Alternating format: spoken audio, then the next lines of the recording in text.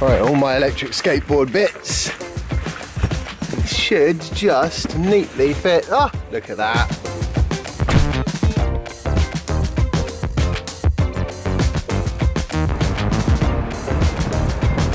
Okay then, I have been invited to an I-Pace sort of introduction launch event type thing at Jaguar Land Rover.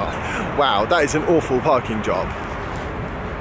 In typical Ecotricity fashion, the charger stopped working after 16 minutes. As it turns out, that doesn't really bother me too much. I'm just going to get going or get some power on the way home. Hopefully at a supercharger, which is a little bit more on the reliable side. Well, I'm in the right place. Yep, and I have got the dirtiest car, despite my efforts. Unbelievable. I almost got frostbite yesterday, trying to keep my car, well, trying to clean my car. And I've just driven through about 2 hours worth of rain and salt, and it's the dirtiest car here. I might as well have not bothered, it looked like this before. This is promising, launch of an electric car, and they've got power available for those of us who've already turned up in one.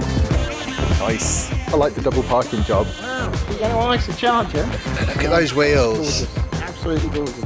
Well, I'm pleased they've found a good home. I need to find a home for the silver ones now. Just had a very interesting little presentation. Big reveal time.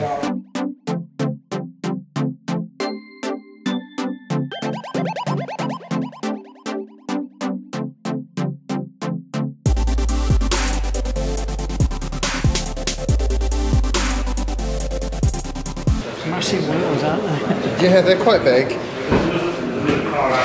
A Tesla changes your ideas of what's a big wheel, though. You're one of the guys with the Tesla. Yeah. How long you had it? 3 and a bit years. You really Yeah, I'm a long time owner. Yeah, I love it. I've done 91,000 miles in it now. Really? Yeah. I mean, What sort of range you get in that? Well, it was about 245 when it was new. Now, with 91,000 miles on the clock, it's about 230. So the battery's held up really well over that distance. That is actually quite big. You know, I'm reasonably confident that my Bamboo GTX will go across the back there. Ooh, little emergency bits and bobs. That is a very good sized boot for a lot of cars. Dog's point of view. Yeah. It doesn't beep interesting. Do you reckon it'd be right for dogs? You got enough headroom in there for doggies? Yeah, they'd be alright to lie down, wouldn't they? Yeah. The thing is, in the Tesla, you can sit upright, and that would be too small for them. But for short distance, it's fine. I am actually super pumped in this car. I love it. There are some things I might improve if I had a magic wand, but you know, hey, that's true of my Model S as well. So 12 volt in the back of me. Ooh. Although I've got both of those now. I haven't. What's in there? Another coat hook. Well, shopping. Bag hooks. Tesla. In the Model 3 though. They need that. Yeah, well, should have them in the Model S. It's not a massive amount of room in the back, is it? It's not bad though. Not bad. You know, I mean, the Model S is not spacious in the back.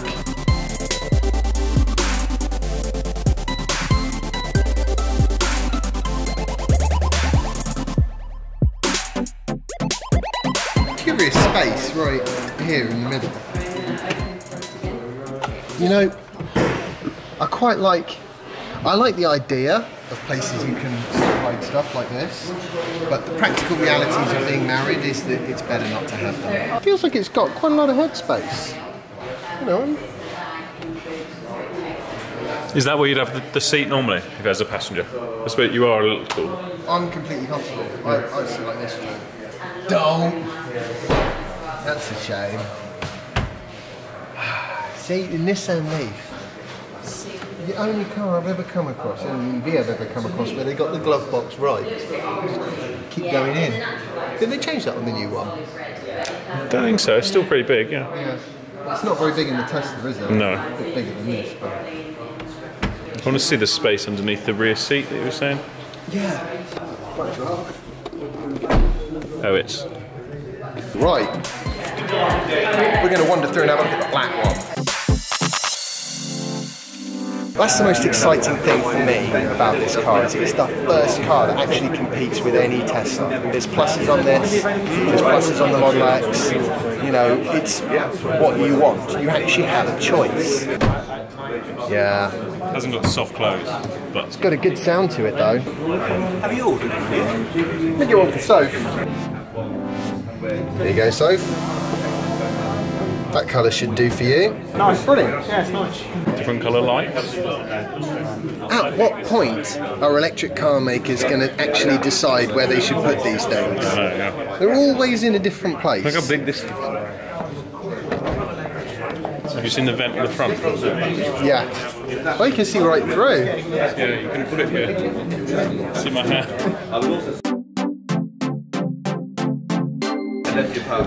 It's clearly a mechanical door, isn't it? I like pop-out door handles. I liked them when I first saw them on the Model S, and I still like them, even though 3 of my door handles have been fixed by Tesla.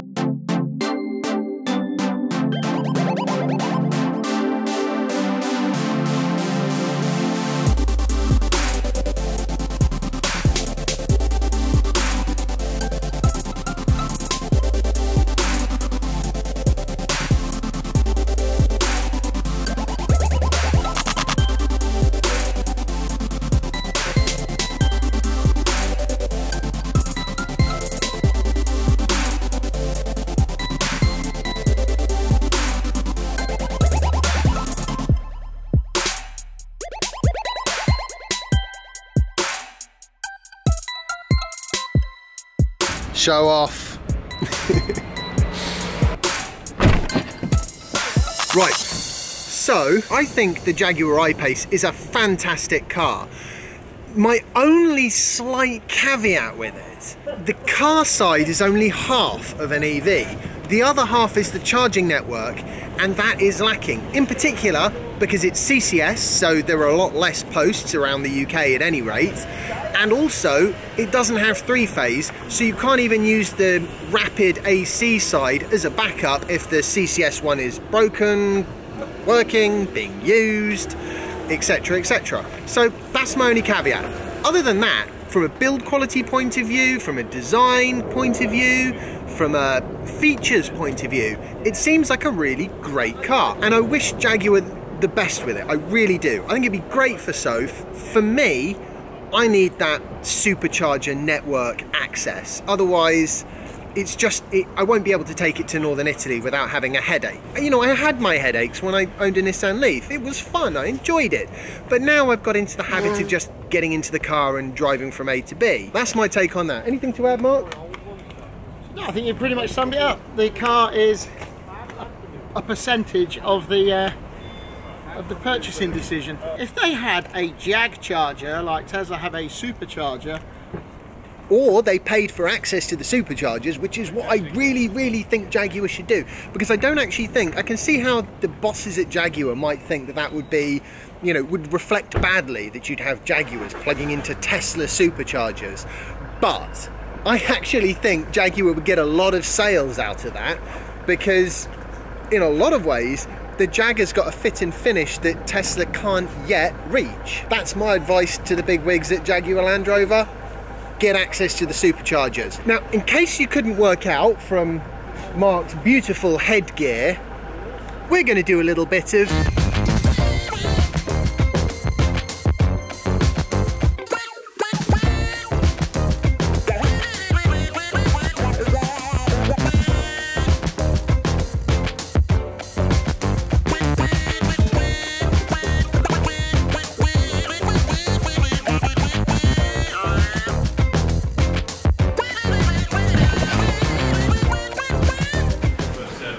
22 kilowatt, 3-phase charging, oh yes. Makes all the difference. I thought I was going to have to stop and charge on the way home. Nope, 50 minutes, it'll be fully charged. That's how quick this is. these are not customer chargers. That's what I'm saying. Yeah, these are Tesla chargers. Obviously I never come out with these guys without stopping off at a Tesla store. Where's the Tesla bit on there? There we go. Now we're going to get a little bit of... Unfortunately, it's now time to say goodbye to Will. Bye, Will. See ya. And we're going to do a little bit more.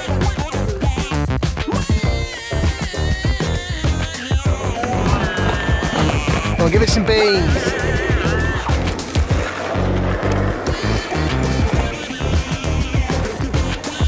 Cheers. I can now just drive straight home because the car's at 90%. Thank you, Tesla.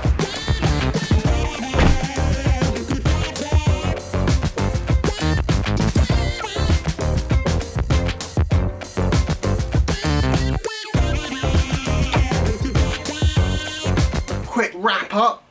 iPace, fantastic. They should have thought a bit more about charging and charging infrastructure, if you ask me, but maybe I'm wrong.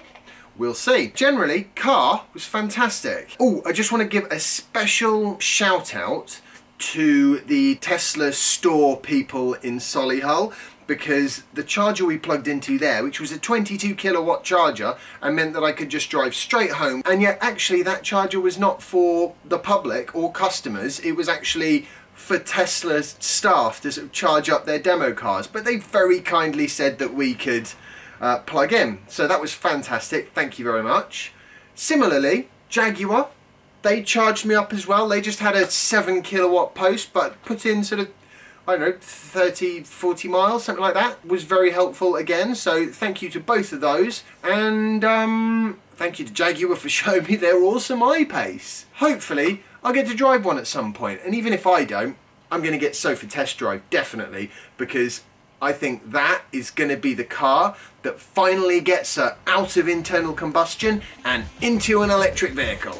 I hope you've enjoyed today's vlog post and found it fun and interesting. If you have, remember to like it, share it, and subscribe if you haven't already, and follow me on Instagram if you don't already, and I'll see you tomorrow for the next instalment of my daily vlog. Bye! The bit that did make me laugh though, I mean, when you bought your Model S, was the first question you asked was, how much of a river can it drive through? No, but I have driven through puddles and, well, deep puddles. It's, you know, it is something. You know, there are roads. The road at the bottom of our house floods all the time.